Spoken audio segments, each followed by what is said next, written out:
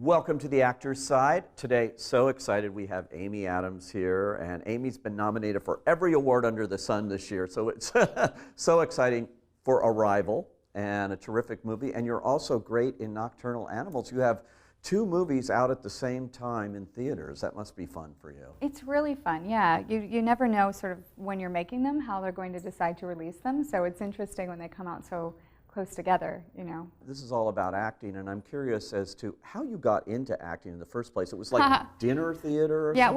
well, I was really bad at math, which is actually the truth, because I wanted to be a doctor, too. and I couldn't pass chemistry, so I was like, well, if I can't pass high school chemistry, I'm probably not going to make it through medical school, so.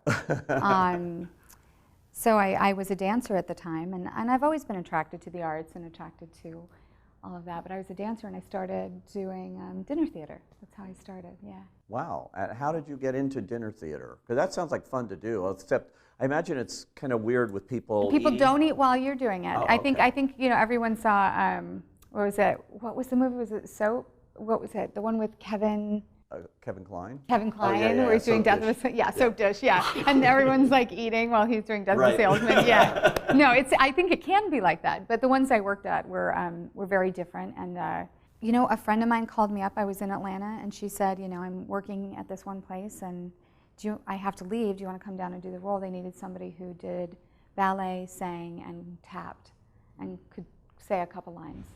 And I was like, yeah, I'll come fill in. So that sort of got me into the Denver theater scene, and through that, people would let each other know about auditions. So Denver is a surprisingly vibrant theater scene. especially now, I mean, it's come up, both the cities that I worked in, Denver and Minneapolis, St. Paul, have a real vibrant, beautiful theater scene and a wonderful, supportive community. So it was a great place to sort of learn about myself.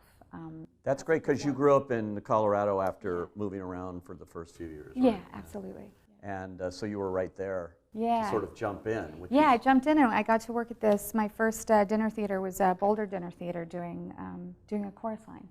Oh, really? So it was so much fun, yeah. What'd you play in a chorus line? I played Christine. Oh, wow. Yeah. Wow, So that's it was really, really fun.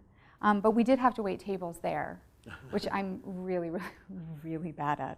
That challenge for an actor, knowing the way movies are made, in both these films, Arrival and Nocturnal Animals, they're not linear stories. They're not told that way, and I don't think they're probably shot that way either. No, not typically. So how do you keep track of where you are in any given thing, when you're making movies like that? I think that's where the preparation comes in for me. I mean, everybody does it different, but for me, knowing the bigger picture, going in or having an understanding of sort of where each scene or each moment, how it all adds up to the larger story.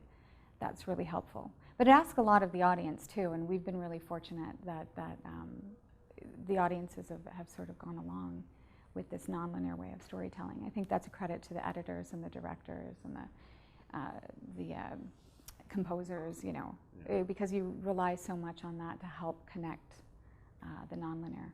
Do you work with your directors? I mean, I remember talking to you recently and with Denis Villeneuve. Denis.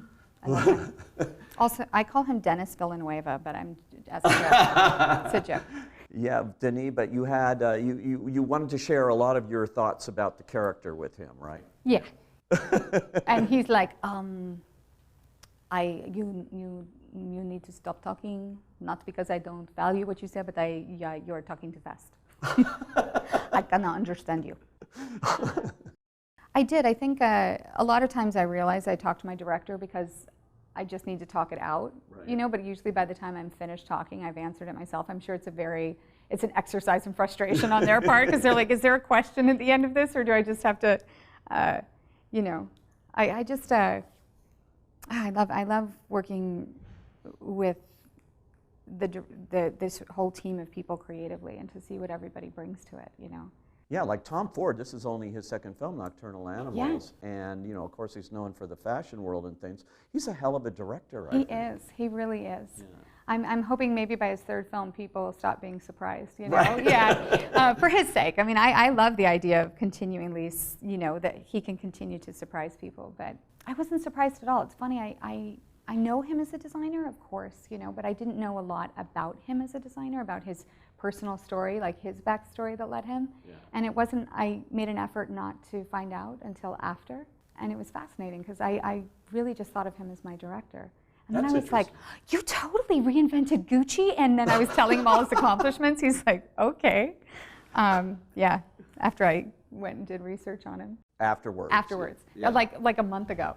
Really? Yeah. That's funny. I know. It's so, I loved getting to know him as a director. I never really knew him as a fashion, not personally. I looked at some of your early credits. My favorite title is Psycho Beach Party. Fantastic. Charles Busch. That was actually a very funny movie and kind of a cult movie now. Yeah, absolutely. People have discovered. It's a great one. Yeah, Lauren Ambrose is so fantastic in it. Yeah. I was so impressed working with her. I would watch her and just be like, oh my gosh, she's so amazing. How did you get those first movie jobs? Did you move to LA? What happened? Yep. Yeah. Well, my first one, I was working at Chanhassen Dinner Theater in Minnesota, and they were auditioning local girls to be in Drop Dead Gorgeous. And I went in just on sort of everyone was going in, so we're all like, okay, let's go in. I had an agency there that would send me on sort of industrial and commercial auditions, and so I just auditioned.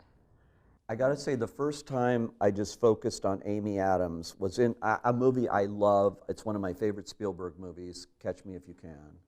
It's just so fun and things, but that was a huge break for you. That was a huge break for me. Yeah. It's funny, I was on a phone call with my dad, and he was trying to be encouraging, but he was like, you know, Amy, you've always had to work really hard for things, and you know, it might just be one of these things that it takes you a while to find a place, and literally the other line beeped. I'm like, hold on, Dad, and they're like, Steven Spielberg wants to meet you, and I was like, Dad, you're not going to believe this. I appreciate your pseudo pep talk, but I'm going to meet Steven Spielberg. I've got Spielberg on the other line. I've got Spielberg on the other line.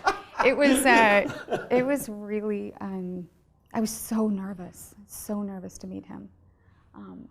But it was a wonderful experience, and it really,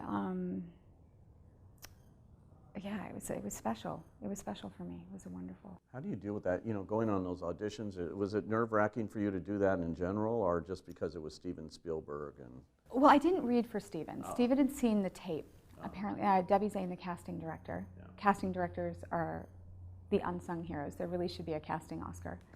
Lynn Stallmaster got one this year. Oh, yes, she did. An honorary Yes, Oscar. Absolutely, but I think it should be a category. I mean, this is a really amazing thing, and she took my little tape and brought it to Steven and said, I think I found Brenda. And so Steven met me, and we just had a conversation. And the first Oscar nomination, so deserved, and yet kind of a surprise because it was a very small movie, Junebug, and it came out earlier in the year. Sony Classics got that tape out there early on. I remember it was the first one. So. They did. And once people saw that performance, it was a foregone conclusion that you got to be nominated. I mean, that was an extraordinary movie. Phil Morrison, who directed that, was, again, he's someone, he really fought for me. They were looking for a name. He really fought for me. And getting that changed so many things, not just career-wise, but personally, because I was at that point kind of considering not, maybe moving back to New York, maybe getting back into, musicals. I was having a really hard time finding my footing here.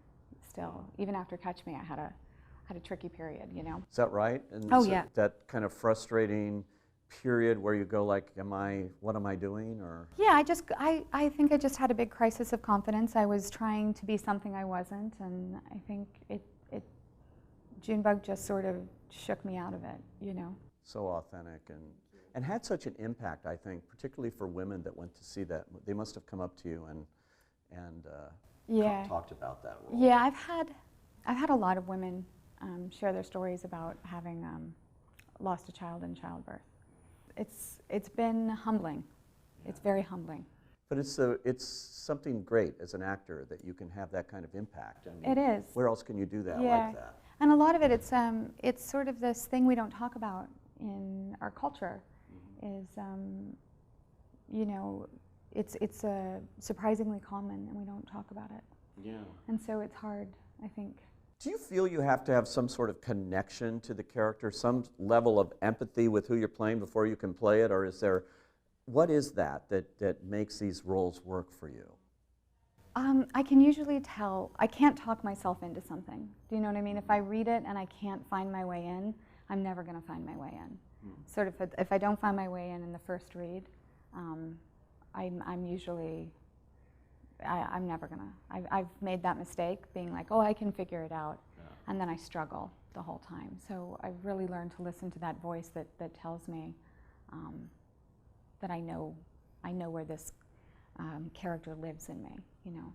And you create a whole backstory for your characters too, beyond the script or maybe a book that it came from or something. Yeah, absolutely. It's important for me. I mean, you know, a lot of people talk about the research, like where I'm playing a linguist in Arrival, and I love doing research, but I don't want to do so much research that I get in the way of the humanity of the character. Like, I'm not as smart as my character in Arrival. I don't think that's a surprise to anybody. But aside from that, she also has so much compassion and empathy, and she has such a complex internal life, and so I'm really interested to figure out who she is outside of being a linguist. What inspired her to be a linguist? What inspires her to have the bravery to take off her, you know, her suit? Like, what are all of these things that? What are all of the moments that led to who she is today? That's exciting to me. Always great to see where your life and career goes, Amy Adams. Thank you so much for coming out here today. So nice talking to you, always. It's always, thank you.